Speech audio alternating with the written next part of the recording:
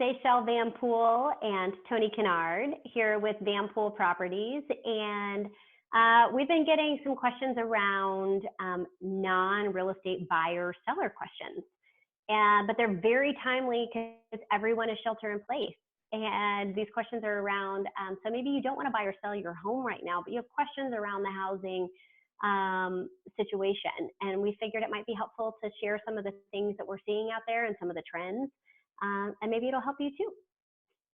Absolutely. So I love my home. I want to stay in my home, but I know that now is a perfect time to make some improvements to my home. So, what Yes. are some things that I can do that will actually add value to my home? So it's such a good question. And I love having our 6-year-old daughter at home with us. And I can't help but think if I didn't have kids right now at the house, all of the projects that I would have like knocked out on our home. So luckily we've cleaned out a bunch of closets. So definitely do that. But if outside of that, there's some things that you can do that really don't take a ton of work. Like you don't have to go and demo your whole house while you're living in it. That can really add some great curb appeal or like catchy, value as you're walking through it. So I figured I would give you the top 4 or 5, if that's okay, Tony, that we're seeing that are really awesome right now. So there's some things cosmetic wise that you can do in your home that really look great. The first is if you haven't considered switching out your drawer hardware, that's a really easy one to make a pop, or maybe you have something from 5 or 10 years ago, or the house you have doesn't have any like pull or drawer hardware, but it can actually make a house feel a lot more high end by just switching out the pulls and the knobs. Make sure you're measuring to match if you've already got screws in place. I've made that mistake once or twice. You order the wrong size. But if you measure that out, there's, online, they're still shipping that out, and that's a great, easy way to do it. Another thing you can order online are mirrors, switching those out right now, and like drapes. Those are all easy, simple things to install that don't take a lot of time or energy, but really pop a room. Something else that I'm loving is we're seeing these great front porch portraits being taken.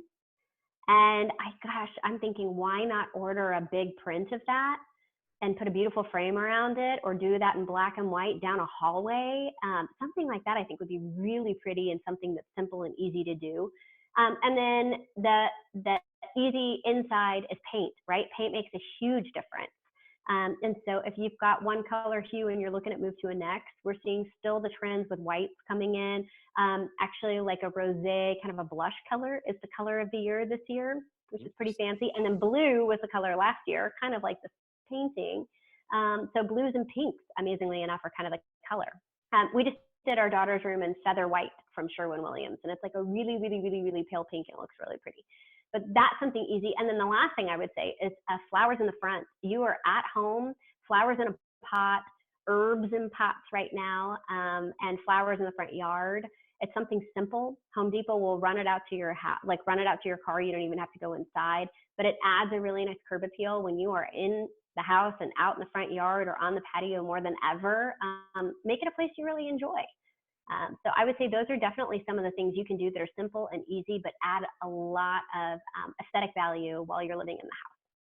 Great. Well, I've got my list ready to go now. Awesome. So I want to stay in my home again, but what if I'm unable to pay my mortgage?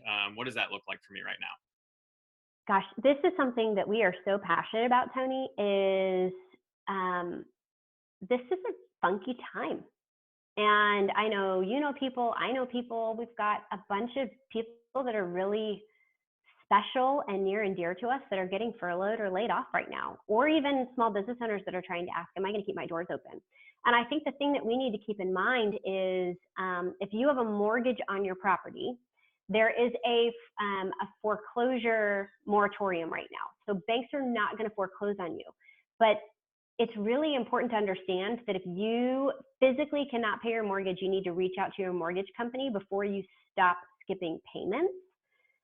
Because what will happen is as soon as that moratorium gets lifted on foreclosures, banks are going to have to recoup a ton of money, and they're going to start foreclosing really quickly. And we don't want to see anybody left homeless. And so there's a couple of different options. I think where this market is different than last time is in the last downturn is that Americans have 28% more equity in their houses this time, or in their townhomes, than they did in the last downturn. It was actually the over leverage of real estate, right, that created the problem last time. And banks were smart. The CFPB got put into place. They were more stringent on their lending guidelines, not to just throw anybody into a house. Like the last time in our 07, 08, I remember I had lenders saying to me, no money, no credit, no problem. And I was like, I actually do have a problem with that. I'm not okay with that, because that's putting people into houses that maybe shouldn't be in a home yet. But this time, lenders have been smarter because they learned from the last time, and people have more equity in their house. But the problem is going to be if you don't have income coming in, well, the equity in your house isn't going to do you a lot of favors. And if you don't have income coming in, refinancing is going to be really hard. And so what your options become at that point is, number one, to work out a forbearance with your lender. And a forbearance would give you an ability to do a workout, whether your payments change or whether you don't pay your mortgage for a couple months and then start paying after that. But you really need to be careful, and you're welcome to call us and we'll help take a look at your paperwork too. There's all sorts of weird stipulations being put in there. We've seen several pieces lately of special provisions in these forbearance rules that are like, we can change your interest rate and loan terms at any time, or you can skip 30, 60, or 90 days worth of payments, but then on day 91, everything that you didn't pay is owed all at once.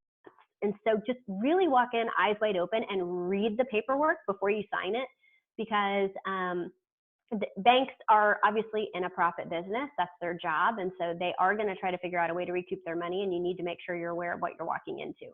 The other option, though, is if you have equity in your home and you cannot refinance and forbearance doesn't look like a good option for you and you do want to own down the road, is we could consider selling, or if you're in a negative position, doing a short sale, which we're very familiar with, which means you owe more on the house than what you can sell it for.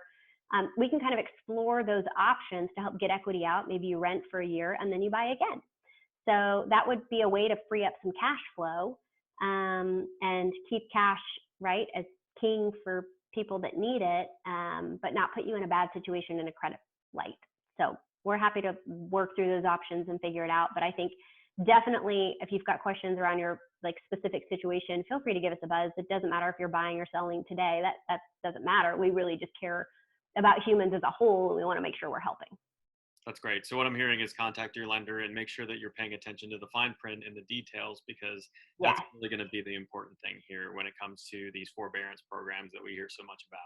Right. And, I know I'm sorry, that was a long-winded answer, but we've been through a major downturn before. And Barbara, my mom, she got her real estate license on September 11th, 2001. We've been through several market swings. We know what these look like and we know where the catches are. And so I just think it's really important to make sure you've got people in your corner to help look out for you and to ask the right questions so that you're not putting yourself in harm's way. Yeah, that's a great explanation. So the other thing that I wanted to talk about was property taxes. I haven't received my notice yet. So how are taxes, property taxes specifically, impacted by all of this we have going on right now? So we have several investment properties in addition to our house. So we're real estate investors ourselves. I'm super passionate about that. Maybe you and I can do a video on another day around wealth building in real estate, because that is one of my all-time favorite topics. But because of that, right, property taxes are based off of last year's property value. So it is likely that you're probably going to see the taxing authorities still trying to raise our property values off of last year's numbers, because they're not looking at 2020 numbers, they look at 2019 numbers. And so what I would encourage you to do is there's a bunch of attorneys out there that can help fight property taxes, or once we finally do get our notices, maybe even giving a call and trying to do a workout or something like that. I'm hopeful that the counties and the taxing districts are going to be more willing to work with people this year instead of just doing blanket raises across the board. So I would say don't accept it as the final answer that your property taxes went up and that's just it. I would definitely pick up the phone. Hopefully the notices come while we're all still shelter in place. So you have the time to call and try to do a workout and try to get your property tax reduced for this year. That's great advice. So final question, and this is kind of more of a fun one. I know you're a realtor, we're realtors, but you're also a longtime North Texas resident. So for me, for everybody else out there, what can we be doing to get involved in the community right now? I love this question.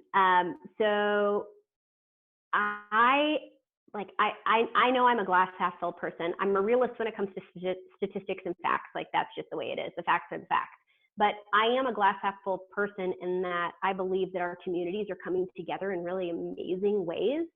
And I mean, even just our team, we've always been a really strong, cohesive team, but just some of the ways we've been able to give back, like it sounds silly, but like we've had several people that weren't sure where their groceries were going to come from, and we had groceries delivered, or we've been donating, and me personally even making masks for neighbors and for community. I mean, I'm like getting out my little high school graduating sewing machine over here, you know. We may all look like bandits because all I have are bandanas left, but dang it, we have masks. It's a good look. Good luck. That's right, you know, or we're answering a lot of questions around forbearance. We had one neighbor that had a very special diet that our son had, right? And we were able to rally together and get special mac and cheese delivered for her son to their door. And so, you know, I think about it in two terms. Are you a helper? Are you a small business or somebody with contacts or resources that can help right now? Because if you are, we want to know who you are, what you can do to help, because we're keeping a resource list of people that have access to whether it's, you know, PPE or face masks or toilet paper or Lysol and hand sanitizer or groceries, right? Or produce. Are you someone that has access to those things that can be a helper that we can then connect up with people that need assistance, because we're doing a lot of that? Or are you somebody that is falling on hard times or doesn't have access to the proper gear and you're needing help? Because we have a second list we're keeping of people that need help that we're matching up. And I've got to be honest, Tony, I know this is something you're passionate about too, but like I'm so thankful that we're in a business of not just helping people with real estate, but we get to help people for a living. That's actually what we get to do. Absolutely. And I love the opportunity that we have to help build community. I love the opportunity that we have to find the helpers and the help, you know, the people that need help and put them together and be a connector. And so I think anything that we can do to be an assistance with that, if you either can help or know of somebody, please let us know. And obviously we're small business owners. So if you own a small business and there's something that we can do to help you, to support you, or to help get your name out there or your product out there, we want to know about what you're doing, because I think more than ever as small business owners, we need to be banding together and helping support each other. And through that, that's how we're all going to get through this on the other side. Awesome. So in summary, I'm going to get to work at home and work on some projects. I'm going to reach out to my lender if I need help with anything regarding my mortgage. I'm going to keep my eyes out for my property taxes that should be coming. And then finally, I'm going to get engaged and involved in the community. Sounds like I've got a lot to do right now if I'm staying at home. And, you know, if you have kids, then also, you know, be a teacher and all those other things. All those make like 9,000 meals during the day. I'm like, why do we eat so much food? Yeah, all that other stuff too. We'll add that in as well. I love it. Well, I'm thankful I get to do this with you. You are awesome, Tony. And if there is anything else we can help you guys with, please don't hesitate to let us know. We're here to help, be a resource, and we hope you're staying safe.